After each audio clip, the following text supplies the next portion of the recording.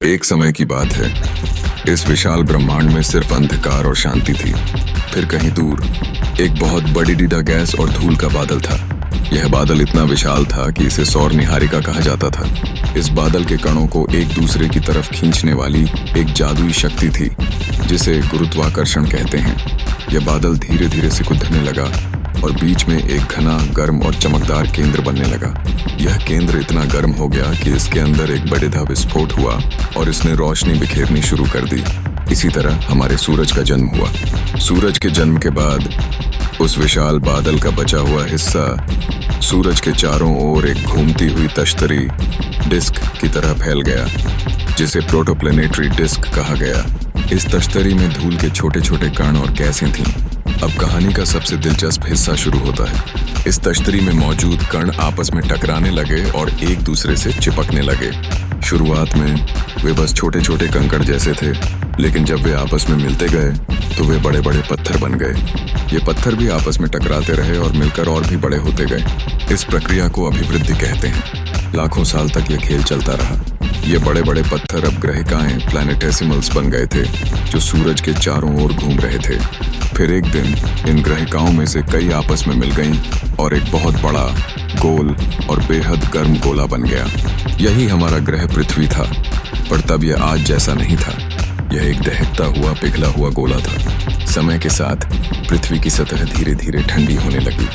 भारी धातुएं जैसे लोहा पृथ्वी के केंद्र में चली गईं और एक कठोर कोर बना दिया, जबकि हल्की चट्टानें ऊपर रह गईं। बहुत से उल्कापिंड पृथ्वी से टकराते रहे, जिससे पानी और गैसें आईं।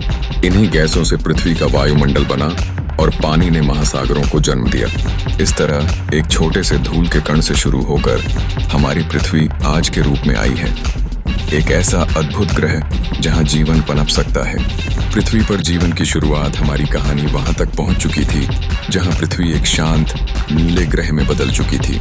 उसकी सतह पर महासागर थे और आसमान में भाप के बादल, लेकिन अब भी यहाँ कोई हलचल नहीं थी। पृथ्वी इंतजार कर रही थी किसी खास दौर के जादू की। ये जादू हुआ 8 अरब साल पहले। वैज्ञानिकों का मानना है कि महासागरों के भीतर गहरे समुद्र में, जहां ज्वालामुखी के मुहाने से गर्म खनिज से भरा पानी निकल रहा था, वहीं जीवन की पहली चिंगारी जली। यह कोई साधारण चिंगारी नहीं थी, यह एक रासायनिक प्रतिक्रिया थी। कुछ वैज्ञानिक मानते हैं कि ब्रह्मांड से आए उल्कापिंडों में ऐसे कार्बनिक अणु थे जो जीवन के लिए जरूरी हैं। इन अणुओं ने महासागरों में मौजूद अन्य तत्वों के साथ मिलकर कुछ ऐसा बनाया जो खुद को दोहरा रेप्लिकेट सकता था।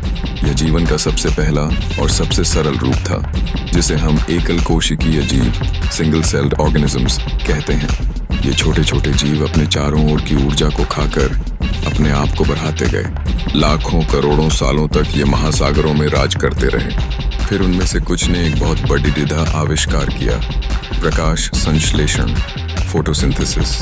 उन्होंने सूरज की रोशनी का इस्तेमाल करके अपना खाना बनाना शुरू किया। इस प्रक्रिया ने ऑक्सीजन को वायुमंडल में फैलाना शुरू कर दिया। हवा में ऑक्सीजन की मात्रा बढ़ती गई। इससे ऐसे जीवों का विकास हुआ जो ऑक्सीजन का इस्तेमाल करके और अधिक ऊर्जा बना सकते थे। ये जीव और भी जटिल, कॉम्प्लेक्स होते गए। लाखों साल बाद महासागरों में एक कोशिकीय जीवों से बहुकोशिकीय जीव, मल्टी सेल्ड ऑर्गेनिजम्स बने। ये जीव आकार में बड़े डिधे थे और इनके अंदर एक ही काम करने के लिए अलग अलग कोशिकाएं थीं। ये ही जीव धीरे धीरे और भी जटिल होते गए और अंत में मछलियां, पौधे और फिर जानवर जैसे जीवन रूप विकसित हुए। इस तरह एक गर्म, पिघले हुए ग्रह पर, जहां जीवन की कोई उम्मीद नहीं थी, एक जादुई रासायनिक प्रक्रिया से जीवन का सबसे पहला रूप उभरा। यही चिंगारी अरबों साल के सफर के बाद आज हमारे रूप में मौजूद है। जानवरों से इंसानों तक का सफर, महासागरों में जीवन विकसित होने के बाद कहानी का अगला बड़ेदा मोद्दा तब आया जब कुछ जीव पानी से बाहर निकले और जमीन पर रहने लगे। यह कोई आसान काम नहीं था। उन्हें सांस लेने, घूमने और अपने शरीर को गुरुत्वाकर्षण के खिंचाव से बचाने के लिए खुद को पूरी तरह से बदलना पड़ता। लाखों सालों तक यह सिलसिला चलता रहा। छोटे जीव, फिर बड़े और विशाल जीव विकसित हुए। डायनासोर जैसे विशालकाय जानवर पृथ्वी पर छा गए। लेकिन फिर एक दिन एक भयंकर घटना हुई। एक बहुत बेडीडीडा उल्कापिंड पृथ्वी से टकराया, जिससे भयंकर तबाही हुई और डायनासोर हमेशा के लिए लुप्त हो गए। इस तबाही के बाद पृथ्वी पर स्तनधारियों मैमल्स का युग शुरू हुआ। ये जानवर छोटे थे और पहले डायनासोरों के बीच छिपकर रहते थे, लेकिन अब उन्हें आगे बढ़ने का मौका मिला। इन्हीं स्तनधारियों में से एक परिवार था प्राइमेट्स का। ये जानवर पेड़ों पर रहते थे। इनके अंगुलियों में पकड़ थी और दिमाग तेज था। इन प्राइमेट्स में से ही लाखों साल बाद एक नई प्रजाति विकसित हुई, जो अपने पिछले पैरों पर खड़ी होकर चल सकती थी।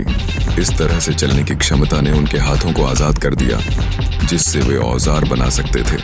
उनका दिमाग भी तेजी से विकसित हो रहा था। यही हमारे पूर्वज थे, जिन्हें होमिनिड्स कहा जाता है। इन होमिनिड्स ने पत्थरों से औजार बनाना सीखा, आग का इस्तेमाल करना सीखा और धीरे धीरे एक दूसरे से बात करने के लिए भाषा का भी विकास किया। उन्होंने समूहों में रहना शुरू किया और एक दूसरे के साथ मिलकर शिकार करने और खेती करने लगे। यही सब मिलकर मानव समाज की नींव बनी।